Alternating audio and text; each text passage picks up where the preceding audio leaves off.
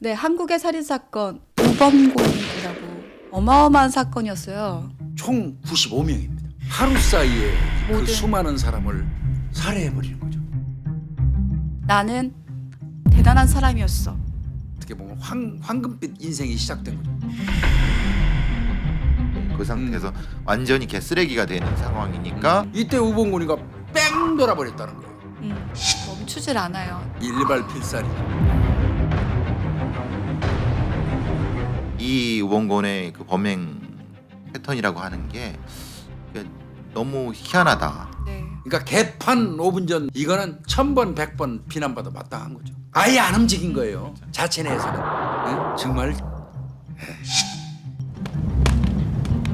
아니 어느 미친놈한테 총을 쥐어줬으면 누군가는 책임을 져야 되는데 하나 죽고 저기 범인 하나 죽고 말았다고 하면 국민들이 이해하시겠어요? 그러니까 이거를 얘기를 하지 않을 수가 없고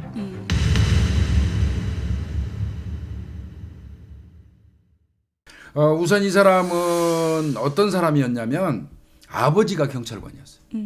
그랬다가 고등학교 시절에 이제 아버지가 대장암으로 진급을 앞두고 사망해요. 그때부터 이제 좀 실망하고 속상해서 그랬는지 모르지만 성격이 포악해져 가지고 뭐 어떤 경우에는 그 집에 있는 유리창을 주먹으로 부신 다음에 그 조각으로 본인의 배를 막 그으면서 이런 자해 같은 거를 하는 정도로 포악해졌다고 그러고요. 네. 그리고 나서 이제 이 해병대로 가요. 어떻게 보면 이때부터 우범곤이의 입장에서는 황금기가 시작되는 거예요. 해병대를 가가지고 특등사수가 돼요. 군대에서 사실 총잘 쏜다는 건 축복받은 일이거든요. 예, 특등사수가 돼가지고 펄펄 날랐죠. 그리고 나와서 아까 제가 말씀드린 것처럼 이제 아버지 뒤를 이어서 어떻게 경찰이 됐어요.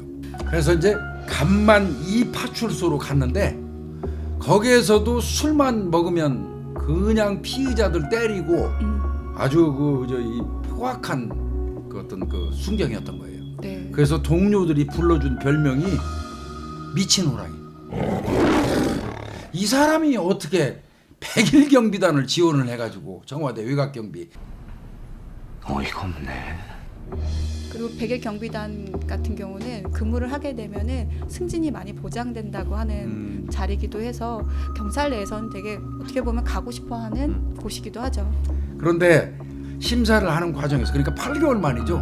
부적격자 만나요. 어떻게 보면 당연하죠. 부적격자가 돼야 되는데 본인은 못 받아들인 거예요. 쫓겨났다고 해야 되겠죠. 네. 그래서 간대가 의령 국유지사로 간 겁니다. 네. 거기가 이제 범죄가 이루어진 거기. 4급지입니다. 경찰은 1급지, 2급지, 3급지, 4급지가 있잖아요. 네. 4급지니까 가장 시골이에요.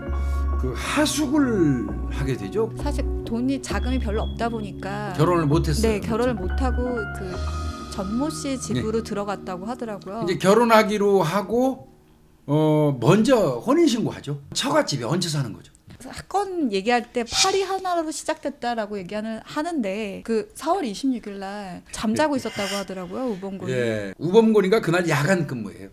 이제 오후 6시부터 근무니까 그 전날 아마 근무하고 내려왔을 그렇죠. 거예요. 간 거고 이 사람 와서 들어가고. 빨리 자고 한잠 자고 저녁 6시에 다시 또 근무 나가야 되는 거예요. 동건이가 이렇게 방에 들어오니까 이 우범곤이가 자고 있는데 파리가 윙 날르더니 이제 그 가슴 부위에 앉았다고 그래요. 근데 뭐 어떤 사람들은 배 뭐 여러 가지 나오는데 잡는다고 딱 때린 게 가슴 부위를 때린 거예요. 그러니까 우범곤이가 자다가 빨딱 깬 거죠. 너 왜 때리냐? 팔이 잡으려고 나 파리 잡으려고 했다. 왜 그래? 그렇게 얘기하니까 우범곤이는 거짓말로 보는 거예요. 너 평상시에도 그동안 나 계속 무시했는데 너 내가 얼마나 벽이 싫으면 자는 사람 때리냐. 이렇게 이제 억지 쓴 거죠. 억지가 아니죠. 우범곤이 입장에서는 그렇게 느꼈을지도 모르겠어요. 자격지심이 생긴 거죠. 예, 자격지심 때문에 피해의식 때문에 그러니까 아내 하고 대판 싸우게 된 거죠. 많이 때렸다고 그래요. 코피가 날 정도로 때렸어요. 네, 거기 친척 언니도 그 집에 같이 살고 있었는데 그 친척 언니한테까지도 그 언니가 우범곤이가 방에서 아내를 막 때리고 있으니까 밖에 있다가 들어왔죠. 그래서 왜 이러냐 말렸죠. 그 말리는 친척 언니도 또 두들겨 팼어요. 그러고 나서 이제 우당탕탕 나왔죠. 나왔으면 가서 근무해야 되잖아요. 그렇죠.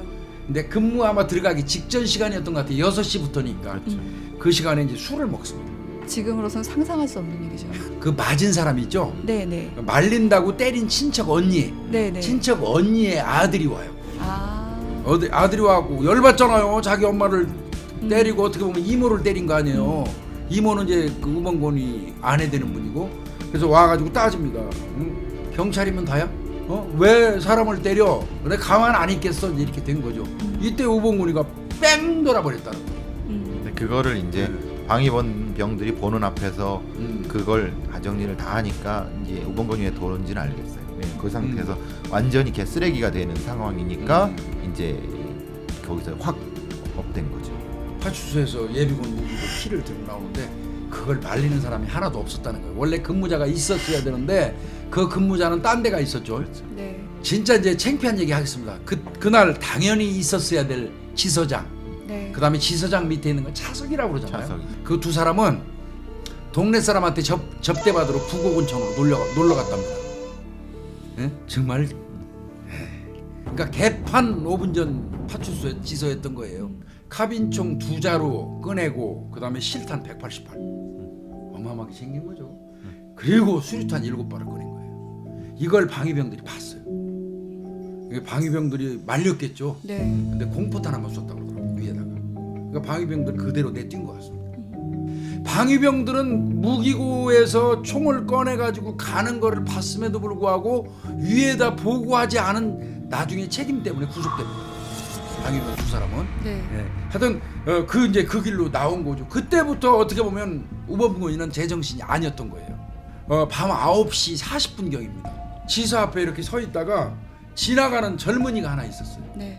그 젊은이를 조준사니까 카빈총으로 조준사격해가지고 현장에서 살해해버려요. 그 사람은 사실은 다른 동네에 살고 있는 사람인데 예비군 훈련 때문에 왔던 사람이에요. 네. 그 젊은이 26살이라고 합니다. 그때부터 이제 광란의 어떻게 보면 도륙이 시작된 거예요. 이 스프리머더라고 하는 연속살인이 한 번 시작되면은 그 피를 보면은 그 다음부터는 제어가 안 돼요. 그때 이제 바로 시장으로 갑니다. 시장. 거기서 총을 맞고 쏴가지고 한 3명 정도 살해하죠. 그 다음에 거기서 종료한 게 아니에요. 네. 바로 이제 이 부분 때문에 계획성이 개입됐다고 지금 보는 부분인데, 네. 이 사람이 어디로 가냐면 국류 우체국으로 갑니다. 그 우체국에 간 시간이 밤 9시 45분경이에요. 교환원 2명을 현장에서 사살합니다. 그때는 교환원이 뭐냐면요, 전화를 이렇게 들거나 돌리면 연락이 오면 이걸 코드를 딱딱 꽂아줘야 돼요. 그거는 뭐냐면 교환원이 없으면 바깥으로 전화를 할 수가 없다는 뜻이. 그렇죠. 거기는 완전 고립무원 상태에 통신이 안 되는 동네가 돼버린 거죠. 그리고 숙직실에서 잠자고 있던 집배원이 또 있어요. 집배원 그분마저 구태여 또 살해를 하고요. 근데 사실 이제 그 전에 이제 얘기할 걸 제가 빼뜨렸는데, 그 전화 교환원으로 있던 박모 씨라는 여성분이요. 이 여성분을 우범근이가 전씨 지금의 아내를 만나기 전에 좋아했다고 그래요. 프로포즈를 많이 했다고 합니다. 그런데 그 전화 교환원 그 박 씨가 거절을 했다고 그래요. 그래서 그거에 대한 감정 때문에 총으로 쏜 거 아닌가. 왜 그러냐면 그게 뒷받침되는 부분이 또 있어요. 그 교환원 박 씨의 친척들은 그 마을에서도 가장 안쪽에 사는 분들이에요. 근데 우범군이가 끝까지 거기까지 찾아가서 그 집에 있는 일가를 좀 살해하거든요. 그런 거 봐서는 평소에 본인하고 감정이 안 좋았던 사람들은 다 죽이려고 작정한 것 같습니다. 그리고 나서 실제로 자기한테 가장 원한이 있는 집으로 가죠.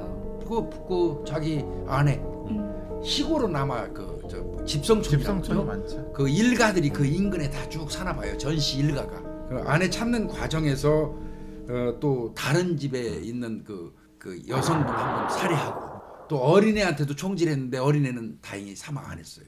그리고 이제 막 찾아다니다가 아내 포함, 자기 아내 포함 한 10여 명이 이제 거기 안에서 반상회 하고 있었는데 총을 쏩니다. 수류탄 먼저 던졌다. 예, 근데 불발이었어요. 불발이었어요. 예. 그리고 6명을 살해합니다. 거기서. 그 아내 되는 사람도 조준 사격했다고. 그렇죠. 근데 그 아내 되는 그 전 씨는 현장에서는 사망 안 했어요. 네. 사망 안 하고 후송돼 가지고 지금 파리가 딱 때려가지고 파리 때문에 뭐 싸우고 얻어맞고 했다는 이 사건 개요가 나온 게 이 아내 되시는 분이 현장에서 즉사하지 않았기 때문에 우리가 이거를 지금 얘기할 수 있는 거예요. 10시경에 이미 막 또 사람 쏴주겠잖아요. 네. 전시 그 일가를. 그런데 그때 한 10시 한 5분경에 반상회에 참석하려고 군청에서 나온 그 민방위 과장이 있었어요. 네. 그분이 그 내용을 알았어요. 네. 그래서 신고하려고 그랬는데 전화가 안 되잖아요. 그래서 그분이 차를 끌고 의령경찰서 가서 신고합니다. 거기서 또 나오는 경찰의 행태 기가 차요. 이 민방위 과장 이야기를 들어보면 신고를 받고 경찰이 무기 들고 있으니까 무기 들고 나와야 할 거 아니야. 근데 무기고 키를 못 찾아가지고 40분 동안 헤맸다는 겁니다. 한심한 거죠. 한심한 무기 거. 관리가 개판이. 그렇게 개판이었다는 거죠. 그러니까 22시 05분경에 그렇게 신고를 받았는데도 40분 이상 끌었는데 그 사이에 우범군이는 10시 10분경에 밤 네. 운계리 시장으로 가요. 주민 다 7명 정도 시장 통해 쏴 죽이고 주변을 돌아보니까 거의 다 불이 꺼졌어요. 그 사실은 그때까지 우범곤이가 설치고 있던 그 동네는 번화가예요. 거기서 제일 번화가. 그러면 10시경이면 그렇게 불이 다 꺼질 입장은 아니에요. 네. 그러면도 불이 꺼졌는데 그 이유는 도망간 방위병들 2명이 돌아다니면서 소리 질렀대요. 불 끄라고. 그런데 또 그때 하필이면 택시 하시는 분 하나 있어요. 그분이 애가 걱정돼가지고 집으로 오다가 또 우범군이한테 발각돼가지고 조준사격당해 살해됩니다. 이제 그런 사건이 딱 터지고 거기서 걸어서 이제 이건 정말 다른 마을로 가죠. 갑니다. 다른 마을로. 네. 그게 10시 50분인데요. 우범군이는 그 동네 뻔하잖아요. 네. 오늘 누구네 상가집이 있다는 거 알잖아요. 네. 그래서 상가집으로 갑니다. 사람들이 이렇게 보니까 이제 많이 모여 있을 거 아니에요. 근데 우범군이가 양쪽으로 카빈을 메고 들어오잖아요. 그 사람들이 깜짝 놀라서 왜 그러냐 그랬더니 공비가 나타났다. 공비가 나타나서 왔다 그러면서 부의금을 내고 10분간 앉아서 이제 그 술상 봤죠. 한 10분간 술을 먹으면서 경찰 더러워서 못 해먹겠다. 순경대우가 개판이다. 뭐 등등등 뭐 여러 가지를 막 하고 그랬나 봐요. 그리고 카빈을 2개 차고 있으니까 옆에 있는 사람이 물어봤대요. 왜 2개씩이나 하고 있어? 저 밖에 안순경 있어. 내가 마치 그 안순경 거 먼저 갖고 안으로 들어온 것처럼. 여기서도 이제 또 이상한 일이 생깁니다. 그 옆에 그 남일 참견하기 좋아하는 사람 있잖아요. 메고 있는 카빈총을 톡톡 쳤다는 거예요. 야 실탄도 없는 거 우순경 뭐하러 들고 왔노? 뭐 이러면서. 그러니까 뭐? 실탄도 없다고? 그 자리 쏴버리는 거예요. 바로 옆에 있던 또 이장, 마을 이장도 살해를 해버립니다. 그리고 이제 그때부터 난사해가지고 그 상가집에서 많은 사람들이 사망합니다. 거기서 엄청 많이 죽었죠. 예. 24명이 죽습니다. 네. 상가집에서. 우범곤이라는 사람 자체가 열등감이 되게 많았던 사람인데 자기를 무시하는 말이 딱 나온 순간 그게 그렇죠. 정말 기폭제가 된 거죠.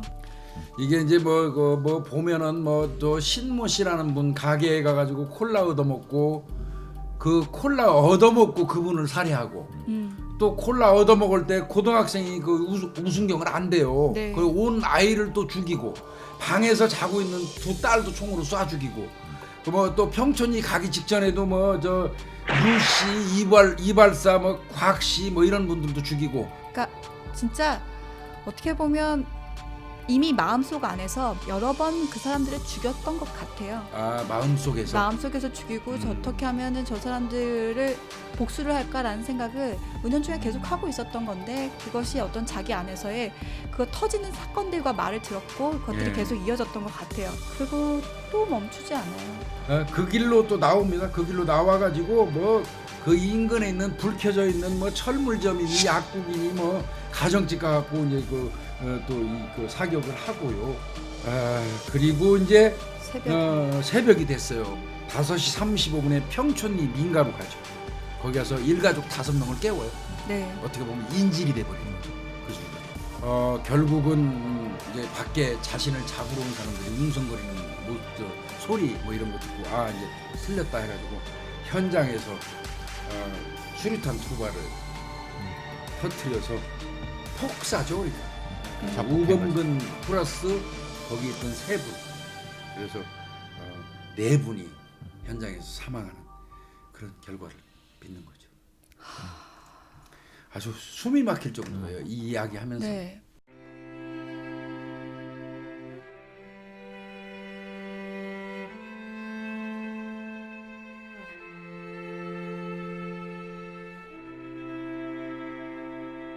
저희한테 사연을 하나 보내신 분이 있었는데요.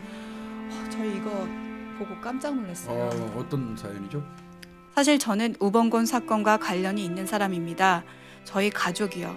어떻게 관련이 되어 있냐고 하면 우범곤 순경이 마지막에 자살한 곳이 다름 아닌 저희 친할아버님이 계셨던 경남 의령의 시골집이었습니다. 당시 집엔 할아버지 할머니 두 분만 사셨는데 그 사건으로 저희 할머니가 돌아가셨고요. 마을에 많은 분들이 돌아가셔서 동네 전체가 울음이 그치는 날이 없었다고 부모님이나 친지분들이 많이들 얘기하셨습니다. 그때 제가 7살쯤이었던 것 같은데 저녁에 뉴스를 보다가 부모님이 깜짝 놀라 전화통화를 몇 번 하시더니 그날인가 다음날 시골에 가셨던 기억이 납니다. 그때는 교통편이 안 좋아 그 시골까지 버스를 몇 번이나 갈아타고 갔었는지 문득 기억이 납니다. 가끔 부모님이나 친지들이 그 사건에 대해 얘기하는 걸 들으면 방송에서 하는 얘기와는 좀 다른 부분도 있어서 이번 사건 의뢰를 들으면 더 정확하게 사건에 대해 잘 알 것 같아 기대가 됩니다.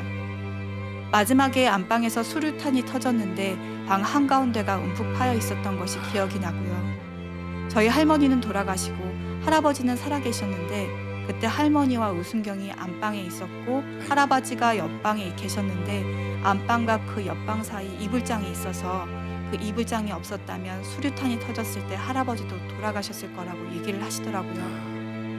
그 당시엔 속이불이 엄청 두꺼워서 어머님도 그때 결혼하고 시댁에 갔을 때 그 이불 가져가느라 엄청 무거웠다고 웃으며 얘기하시더라고요. 지금 그 시골집은 군청에 의뢰해서 철거했고요. 그 소유는 제 앞으로 되어 있는데 시골에 벌초하러 갈 때마다 한 번씩 보는데 볼 때마다 할머니 생각도 나고 그렇습니다. 앞으로 오랫동안 방송해 주시고요. 그때마다 감사하게 잘 듣겠습니다. 아이고 직접 그 마지막 사건의 피해자 가족분. 네. 가족분이시네요. 아이고 얼마나 마음 아프시겠어요. 저희가 우범곤 사건을 보게 된 이유는 우범곤이 왜 대량 살인을 저질렀을까? 그렇죠. 사실 대량 살인자 스피드 킬러가 많은 데가 미국이에요. 우리 또 조승희도 있잖아요. 네. 그런 살인자들이 나오는 이 배경을 봐야 될 것 같아요. 네. 내 주변에 그런 사람은 없는지, 상담을 받게 해야 되는 사람은 없는지, 치료를 받게 해야 되는 사람은 없는지 유심히 지켜봐야 되기 때문에 저희가 또 이런 측면에서 우범곤 살인 사건을 볼 수 있을 것 같습니다. 네, 수고하셨습니다. 맞습니다.